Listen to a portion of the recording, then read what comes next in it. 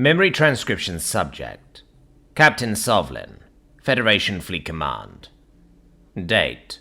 Standardized human time. October 6th, 2136. The bulletproof vest afforded to me by the predators was snug around my spines, but nearly fell off my shoulders. Its shape was not designed for the rotund Godjid species. The slender curvature of the human spine was a polar opposite, evolved for grace and flexibility. I knew the armor might save my life, but I wish I waited longer to don it. My bristles were being compressed at irritating angles, and the nearest soldier seemed annoyed by my inability to sit still. The humans were sandwiched together in the shuttle, brushing shoulders with each other. I was glad to be at the end, so I could lean against the wall. Samantha traded places with Carlos halfway through the ride. She bore an obvious disdain for me, but the male guard had enough of my fidgeting.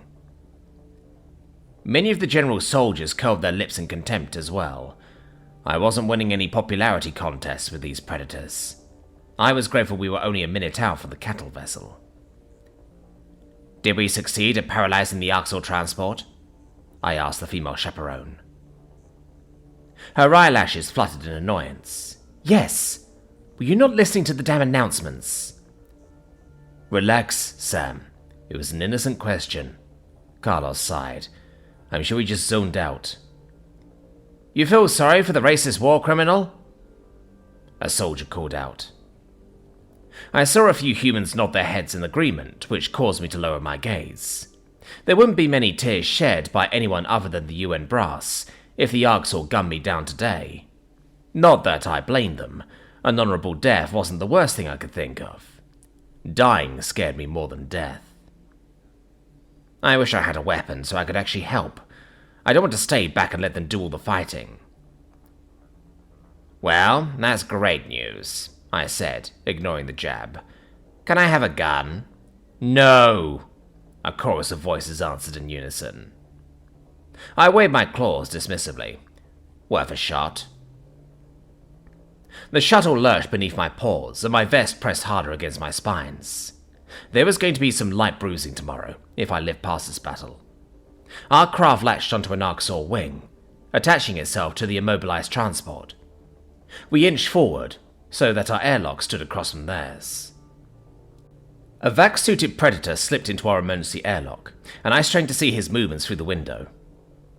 The Terran unfurled a walkway on our side, then floated across to the Arxur vessel with a gentle push. All that tied him to us was a thin rope on his waist.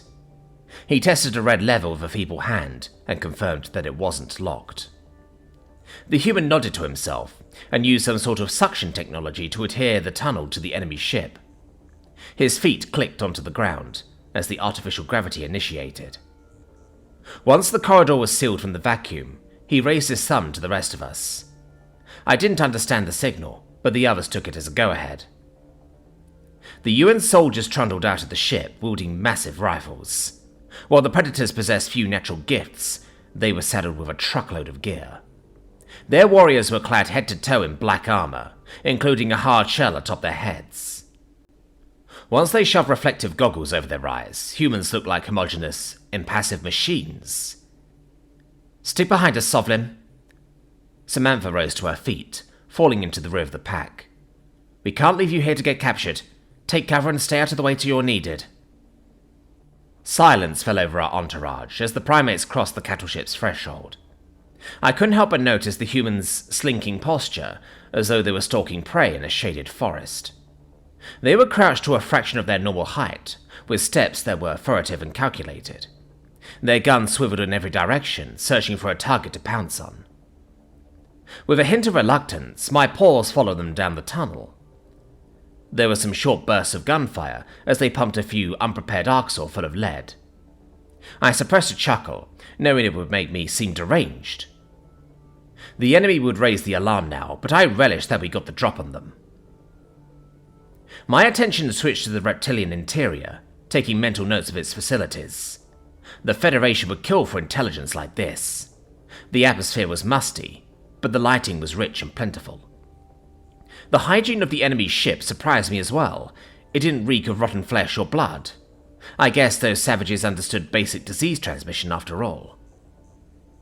We followed the entryway a few hundred paces before we reached a bend in the path.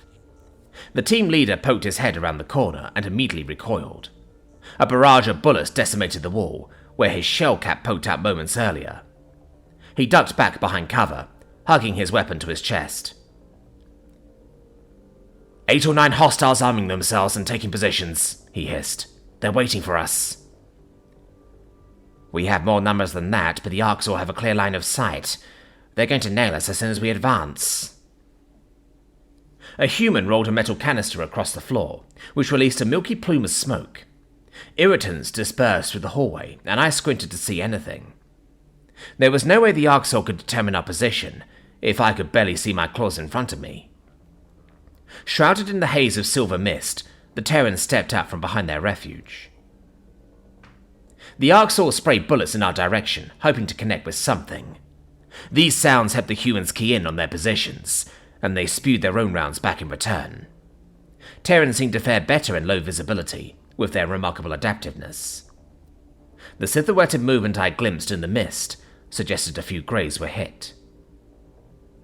As the smoke dissipated, the primates sprang toward any makeshift shelter they could find. Carlos pulled me behind a supply cart and popped his gun over the top. Samantha sprawled on the floor beside him.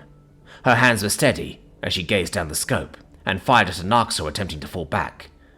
I didn't know the Greys could retreat. I imagine down that main staircase we'll find living quarters, the cattle pens and the bridge, Samantha growled. They don't want us to get to anything vital. The female human stood to get a better look, and inched forward to join another UN cluster. My eyes drifted to the Arxur she shot, who was bleeding profusely. The enemy bastard was still twitching, until another Terran soldier unloaded a clip into his head. That was overkill, but hey, I wasn't judging. Samantha caressed her rifle with a gloved hand, and waited for Carlos and I to follow. Hesitant as I was to move, the handful of hostile survivors were regrouping with their brethren. The Terrans blinding every combatant caught the Arxur off guard. It forced them to make concessions and await backup. The Greys haven't fought a true enemy in a long time, have they? I mused. They haven't been on the back foot for a second in this war. Our weakness has made them complacent. There was no sound from the presumed Arxur position, and I guess they were lying in wait. The UN contingent advanced with caution, creeping toward the stairway. Their boots glided across the metal, as light as the patter of rain. Whether they were coached by instinct, training, or generational experience, I did not know. A grating voice rumbled over the PA. "Greetings, fellow hunters. I take it you don't appreciate that we, stole your catch?" Several human predators startled, and their attention shifted overhead. My jaw almost dropped to the floor. The Arxur never conversed so eloquently with us. We translated their dialects at first contact, but I couldn't remember them enunciating anything but vulgar threats in my lifetime. It was incredible that they had words for greetings or appreciate. "We would have offered to split the haul if we realized our intrusion sooner," the Arxur continued. "You made things much easier for us, and we're not entirely ungrateful. You already learned that Godges make excellent slaves, judging by your companion." I bared my teeth, incensed that this monstrosity thought I was a human plaything. While I was a Terran prisoner, that was a far cry from servitude and degradation. There was nothing I had been forced to do. My presence on this mission was voluntary, and my treatment was fairer than I deserved. Carlos nudged me, pointing to a blinking red light on the ceiling. There was a camera tracking our movement, and granting the enemy a full view of our advance. He raised only his middle finger, and several of his counterparts copied the gesture.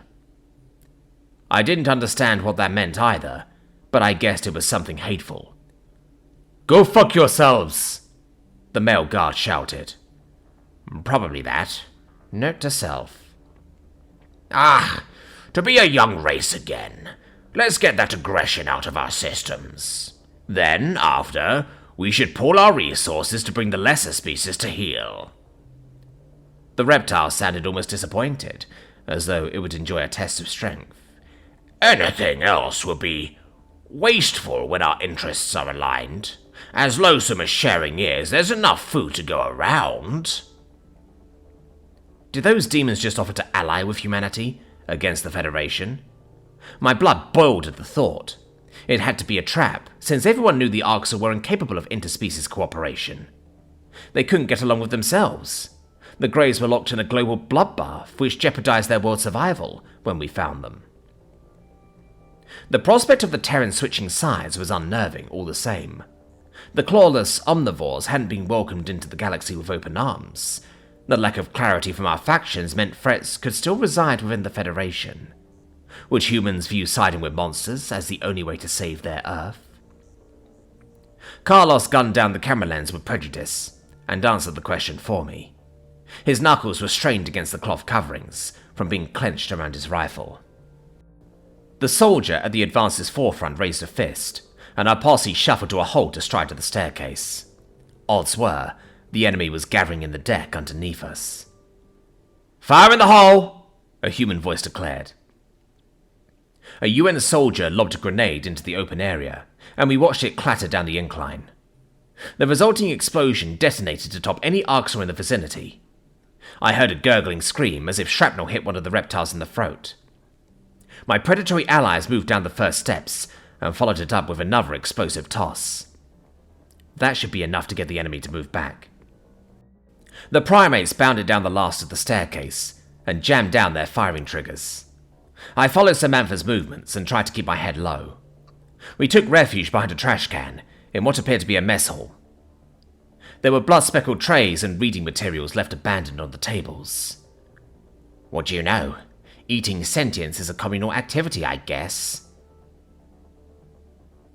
Arxur gunfire peppered the walls around us and took down several humans.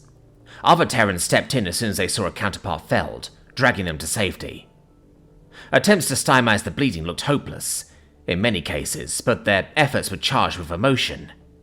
It was mind-boggling how a Predator's warrior class could forge such deep bonds.